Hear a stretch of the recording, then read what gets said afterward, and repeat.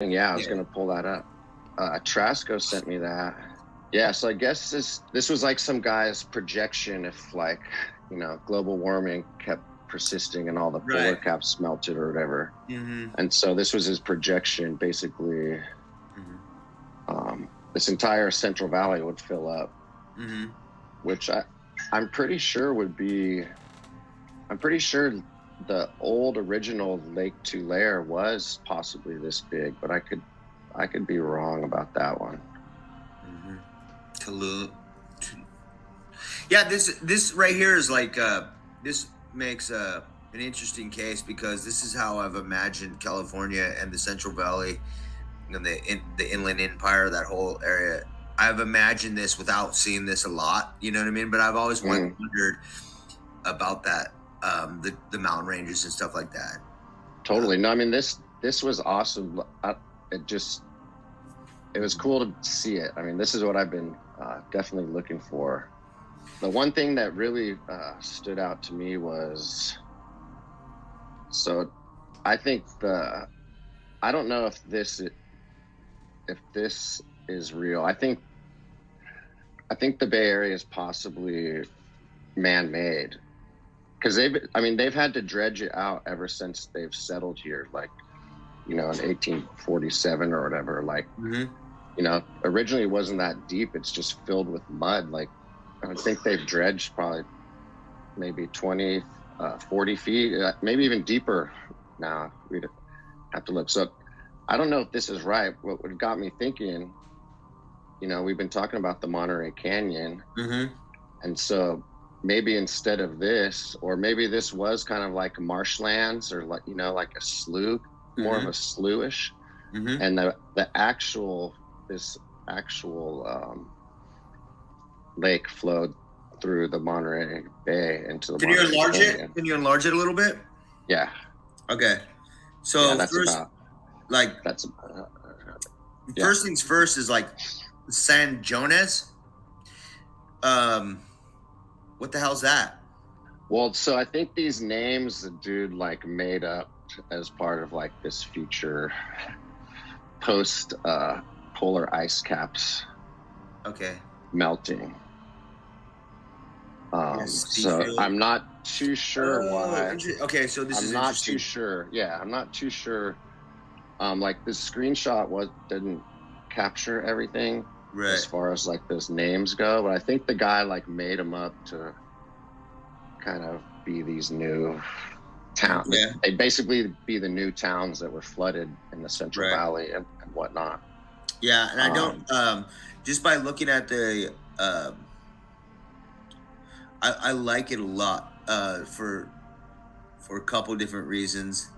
One of the reasons is that, like, the way the Monterey Bay is like shaped right there with that point right there, kind of like right at the point, like it's right there.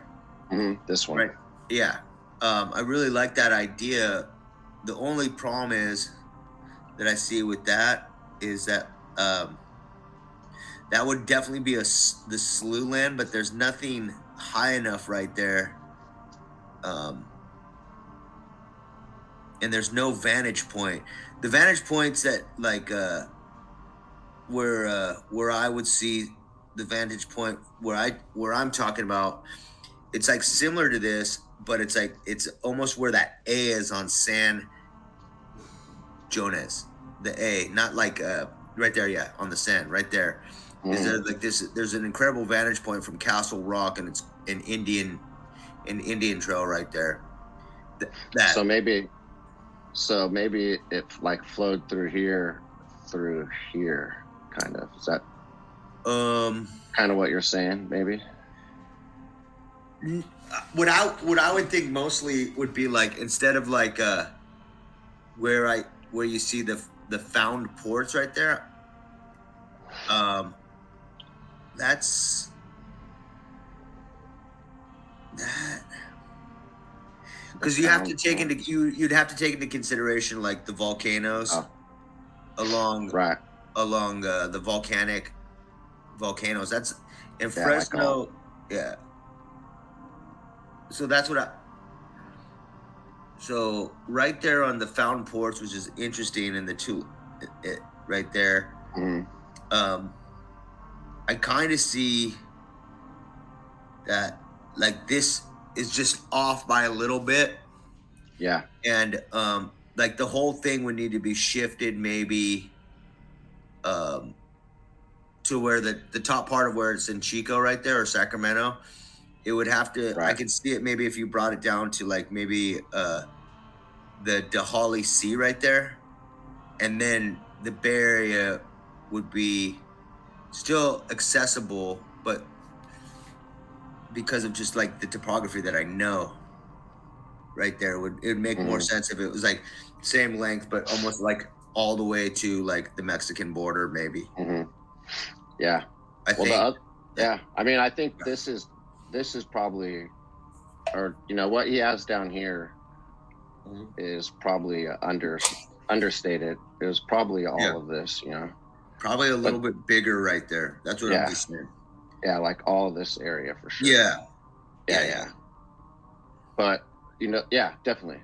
I think, and also there has to be some channel. You know, there had to be a channel that came into Monterey Bay. Like this would actually explain like why there's a Monterey Canyon here if there was. So I just want to stop the video for a second and just give the cliff notes about Monterey Canyon that are on Wiki, because there's a lot of truths in plain sight, I think.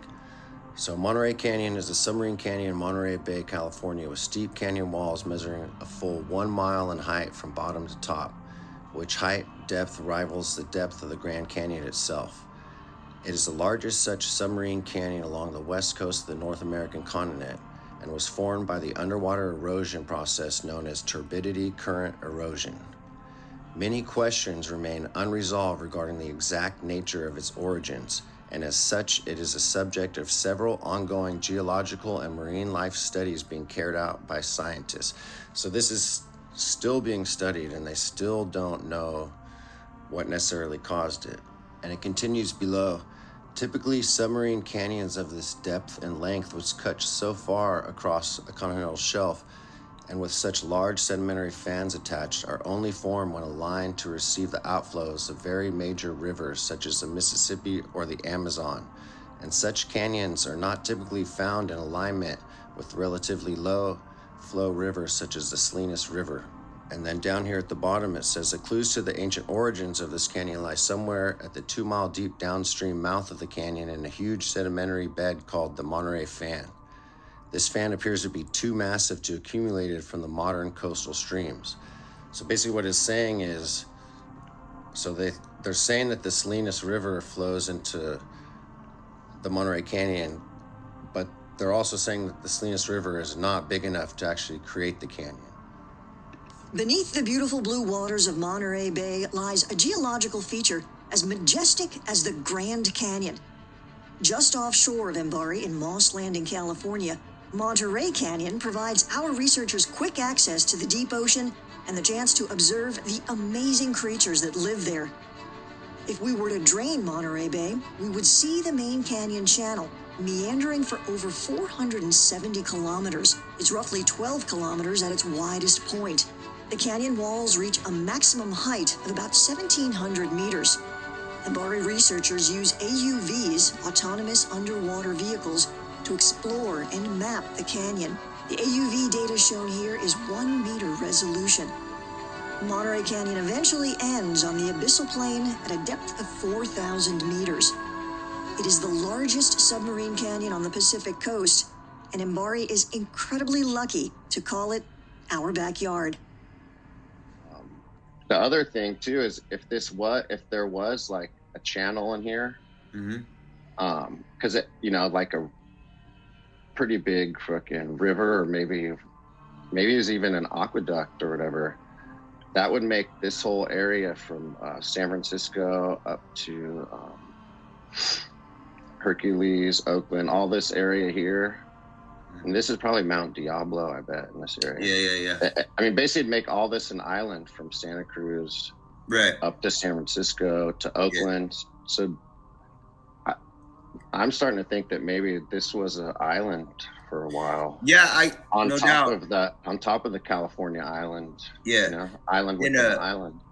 But I really think Las Salinas and San Juan are super accurate with how that would be as far as the slough. The only thing that like from looking at this map that makes my imagination with the volcanoes and the pinnacles, and if I could have like a little ruler from the pinnacles, and then 145 southeast would be the other volcano, and then I guess the third part of that volcano is in San Diego. But then you have like San Luis Obispo, Cambria area, where down there there's a volcano there, dormant, and yeah. So I think the volcanoes would have to play into this map. The map is too too modern. It's sort of too modern, and also just like I know what you mean there. Yeah, where like you'd have to take like the shift of that 145 miles southeast, direct southeast, like where you go San Juan. It'd probably be like Delano, wherever he has down there, would probably be about 145 miles right there. So yeah, and then San Juan, these are all volcanoes here too, all the way up. Yeah, the Sierras, and then and up here too, you got Shasta, Mount Shasta. Well, that's that's its own world up there. It's like I don't think people that don't know California don't know how much different that area up there is. It's Northern California is from it's Southern not California. even anywhere close to like the coastal California like vibe as far as like topography. It's like just different. Yeah, but that whole I like how he did that. I just think I think it's a good reference, and like also with those volcanoes in the splits. I mean, I don't know if he took that into consideration, but the polar ice caps melting. I don't know. I'm not too. I love it though. It's making my imagination like really work. Totally. But like I love it because it's also like glacier, Trinity Alps and stuff like that. Glaciers were a lot bigger back then.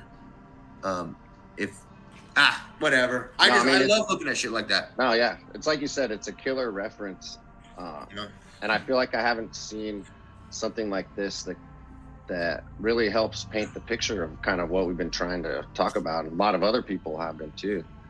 And I think this definitely shows how important the volcanoes were to, you know, the terraforming, whether it was through the actual volcanoes terraforming, creating mountains, doing all that kind of stuff, or whether they were some kind of terraforming machines. Regardless, this really helps see that how these volcanoes really could have shaped all of this. I haven't really thought of this area as like an island before, and it's really kind of just started sparking new thoughts as well, you know. Yeah. I'm to start looking at things a little different. You know, I've felt for a long time that there's definitely something off with like the Bay Area. Like, just something to me does not seem right.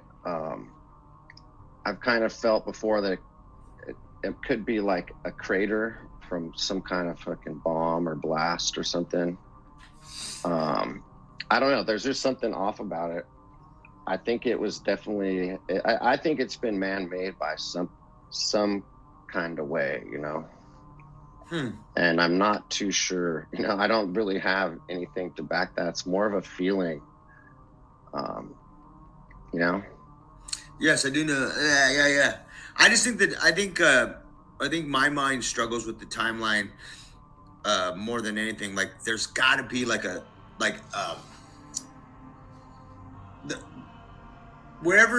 because if you look at where the redwoods end, you know, they're sparse. The ones that old growth, they're sparse. I think that the redwoods were all just like California.